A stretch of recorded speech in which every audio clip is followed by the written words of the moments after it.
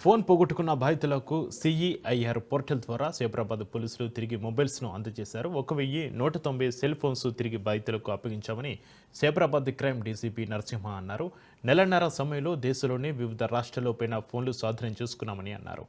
5 CCS police స్టేషన్లలో ప్రత్యేక విభాగాలు ఏర్పాటు చేశామని డీసీపీ తెలిపారు. సెల్ ఫోన్ పోతే ఆర్థిక నేరాలు, ఇతర వాటికి నేరస్తులు ఉపయోగిస్తారని సెల్ ఫోన్లను జాగ్రత్తగా ఉంచుకోవాలని సూచించారు.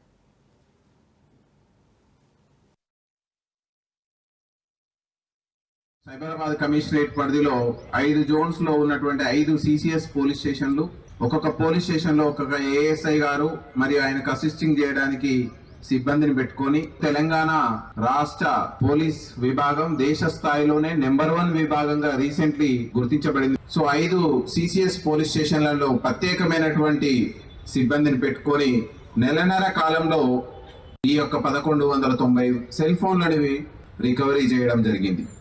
ఒక సెల్ ఫోన్ రికవరీ చేయాలంటే చాలా కష్టం, ఎందుకంటే ఆ సెల్ ఫోన్ ఎవరి చేతిలో పడ్డదో మీకు తెలియదు.